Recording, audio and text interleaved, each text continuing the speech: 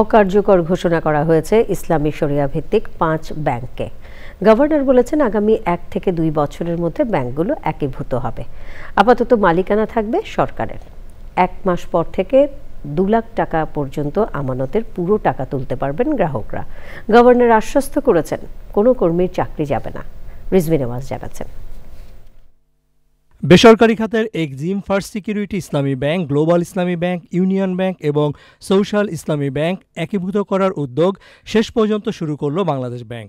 বুধবার ব্যাংকগুলোকে নন viability letter দেওয়া হয়েছে। এর মাধ্যমে মৃত্যু হলো ওই 5 ব্যাংকের। এতদিন তো কাগজে কলমে ছিল, আজকে এটা বাস্তবে আমরা এটাকে রূপ দেওয়ার চেষ্টা করছি।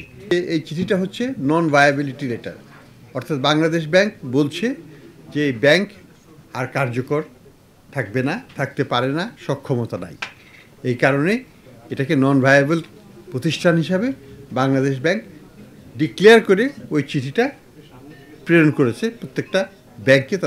তাদের যে সেক্রেটারি আছে তাদের হাতে অফিসিয়ালি ফর্মালি এটা দেওয়া হয়েছে। অপারেশনস অফ দ্য ব্যাংকস তো চলতে হবে, এলসি খুলতে হবে, আজকেও খুলতে হবে, আগামীকালও খুলতে হবে, এটা বন্ধ করা যাবে না। আমাদের বিল পেমেন্টস, আমাদের রেমিটেন্স আসতেছে এবং রেমিটেন্সের সেটেলমেন্টগুলো সবই করতে হবে, কাজে বিজনেস চলতে হবে। At the same time take ওভারও হতে হবে। গ্রাহকের অর্থ নিয়ে দুশ্চিন্তা নেই, আশ্বস্ত করলেন কেন্দ্রীয় ব্যাংকের গভর্নর। মার্জিং প্রসেসটা সাকসেসফুল হয়, 75 লক্ষ ডিপোজিটরের ইন্টারেস্ট আমরা এখানে দেখতে পারবো। 75 লক্ষ লোকের সাথে কয় কোটি লোক জড়িত, এখানে বিশাল জনগোষ্ঠী ভোটার, এদের স্বার্থ দেখতে হবে। তো 10 টাকার যে শেয়ারটা ছিল সেটার নেট অ্যাসেট ভ্যালু কতখানি, আমাদের হিসাবে সেটা নেট অ্যাসেট ভ্যালু হচ্ছে 350 টাকার নেগেটিভ বা 420 টাকার নেগেটিভ, এরকম। তো 420 টাকা বা 350 টাকার নেগেটিভকে আমরা তো ওই নেগেটিভ আদায় করতে যাচ্ছি না, ইটস এ লিমিটেড লায়াবিলিটি। প্রকৃতপক্ষে তো এটাও আদায় করা উচিত ছিল জনস্বার্থে।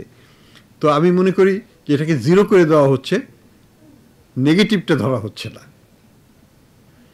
কাজে কেউ কিছু পাবে না, এটুকুই বলতে পারি। 5 ব্যাংকের গ্রাহক সংখ্যা 75 লাখ। Rizvi Nawaz, channel I, Dhaka.